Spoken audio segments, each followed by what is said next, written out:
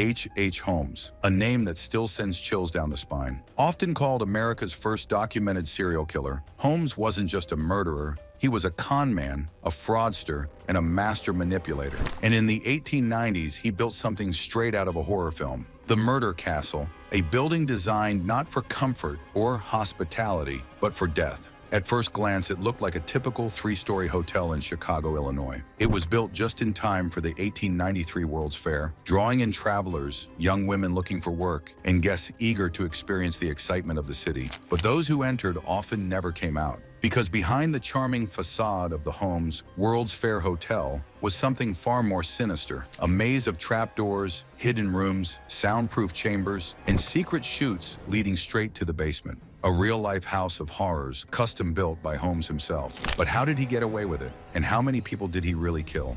The making of a monster. H. Holmes was born Herman Webster Mudgett in 1861 in Gilmanton, New Hampshire. Even as a child, he was described as intelligent, but deeply disturbed. He was fascinated by human anatomy, and some accounts claim he experimented on animals and even stole corpses from local graveyards. He eventually studied medicine at the University of Michigan, where he allegedly stole cadavers from the school's laboratory and used them in insurance fraud schemes, staging fake deaths to collect payouts. But soon, fraud wasn't enough for him. By the time he moved to Chicago in the late 1880s, he had fully reinvented himself as Dr. Henry Howard Holmes, a smooth-talking, well-dressed businessman who could charm anyone. But his real talents lay in manipulation, deception, and murder. The Murder Castle, a hotel designed for death. When Holmes arrived in Chicago, he quickly found work at a local pharmacy. Within a short time, the original owner mysteriously disappeared, and Holmes took over the business. No one ever saw the owner again. With money from the pharmacy, Holmes bought the empty lot across the street, and in 1891, construction began on what would later be called the Murder Castle. From the outside, it looked like a grand hotel, 3 stories high, but the inside was a labyrinth of terror. Holmes personally oversaw the entire construction process, constantly hiring and firing workers so that no one understood the full layout of the building. He designed it like a living nightmare, filled with hallways that led nowhere, designed to confuse victims, doors that opened to brick walls, trapping people in dead ends, secret rooms with no windows where guests could be locked away, soundproof chambers where screams couldn't be heard from the outside, a gas chamber where Holmes could suffocate his victims at will, hidden trapdoors and chutes leading straight to the basement. And the basement, that's where things got truly horrifying. The basement of horrors.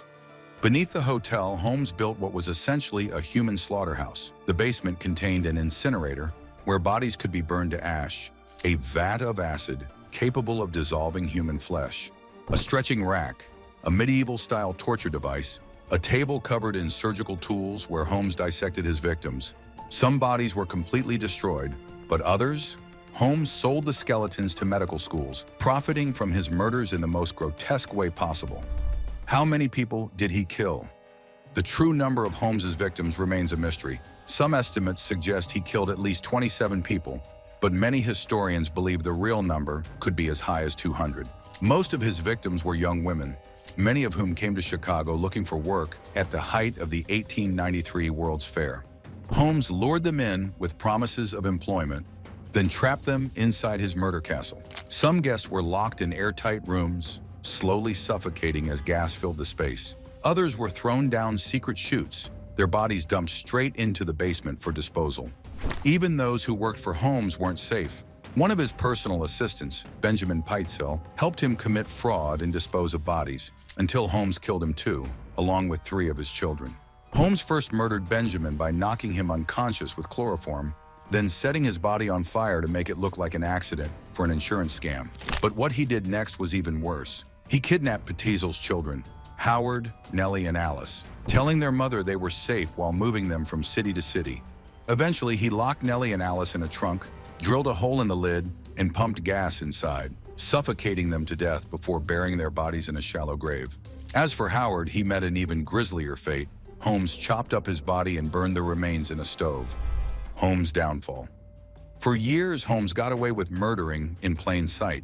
But in 1894, his crimes finally caught up with him, not because of the murders, but because of fraud.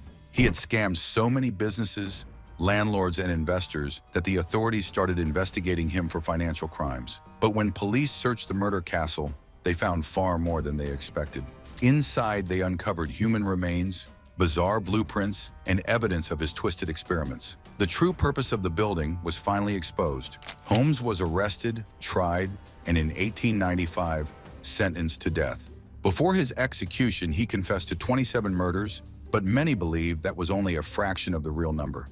On May 7, 1896, Holmes was hanged in Philadelphia, but even in death, his legend didn't end.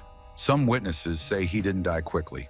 His neck didn't snap, and instead he slowly strangled for over 15 minutes. A fitting end for a man who had brought so much pain to so many.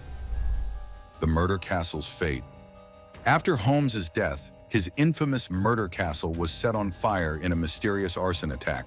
Some believe it was burned to erase the horrors inside, while others think it was revenge from the families of his victims. But the basement still remained, and to this day, people claim the site is haunted, that strange sounds can be heard, and Holmes himself still lingers, trapped in the place where he spilled so much blood. Holmes may have been America's first serial killer, but he wouldn't be the last. His murder castle set a blueprint for terror, proving that sometimes the most charming people hide the darkest secrets. Because some monsters don't hide in the shadows, they build hotels. If you want more deep dives into the world's most chilling crimes, don't forget to like, subscribe, and hit the notification bell so you never miss an episode from the Crim Vault.